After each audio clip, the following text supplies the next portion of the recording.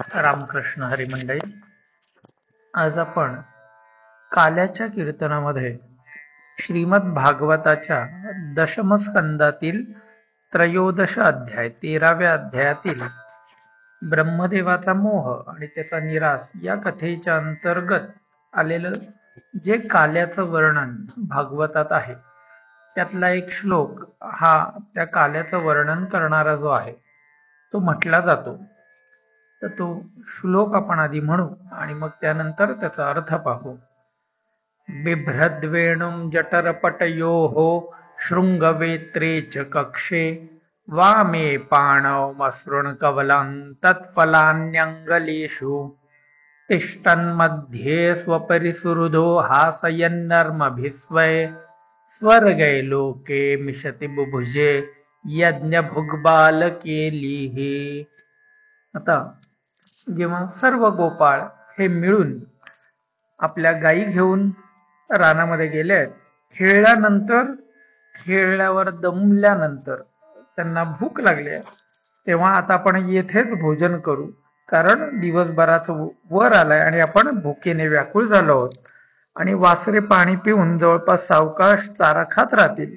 मग ठीक आहे असं म्हणून मुलांनी वासरांना थांबवून पाणी पाजून हिरव्यागार गवतावर सोडून दिलं आणि आपापल्या शिदोऱ्या उघडून भगवंतांच्या बरोबर मोठ्या आनंदाने ते जेवू लागले.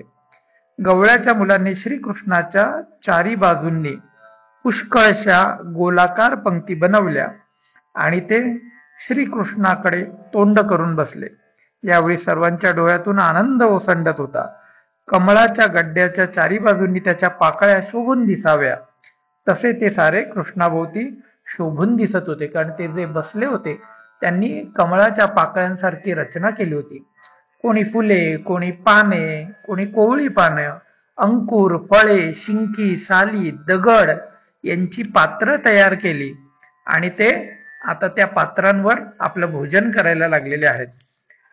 भगवान श्रीकृष्ण आणि बालगोपाळ असे सर्व जणू एकमेकांना आपापली पदार्थांची वेगवेगळी चव दाखवत एकमेकांना हसत हसवत भोजन करू लागले.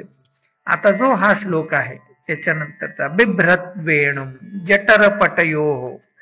आता या श्रीकृष्णांनी काय केलं तर आपली वेणू म्हणजे मुरली, ती मुरली काय केली तर जठरपटयोः म्हणजे पोटावर बांधलेलं जे फडकं म्हणजे कमरेच्या शेल्यामध्ये ती वेणू आहे, ती काय केली तर ती खोचली होती आणि शिंग आणि वेताची काठी डाव्या बगलेत धरली.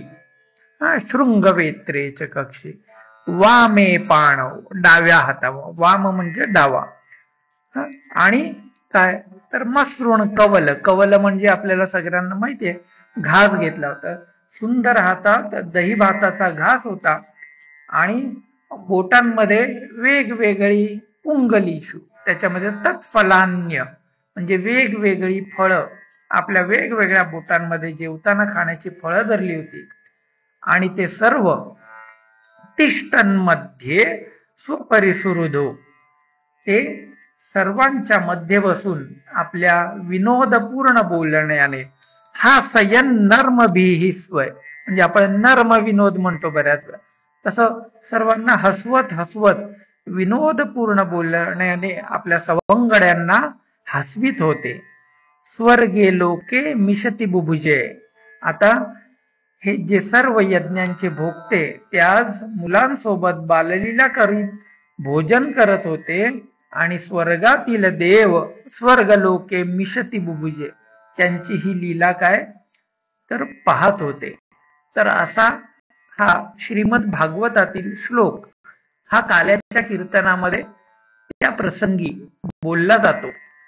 तर तो कसा बोलावा आणि त्याचा अर्थ काय तो आपण आज पाहण्याचा प्रयत्न केला. मी पुन्हा एकदा समारोप त्याच श्लोकाने करतो. बिभ्रद्वेणुं जठरपटयोः शृंगवेत्रे च कक्षे वामे पाणौ मसृणकवलं तत्फलान्यङ्गलेषु तिष्ठन्मध्ये स्वपरिसुहृदो हासयन्नर्मभिस्वै स्वर्गे लोके मिशति बुभुजे यज्ञ भोगबालकेलिः. रामकृष्ण हरी. आपल्याला जर व्हिडिओ आवडला असेल तर नक्की चॅनलला सबस्क्राईब करा,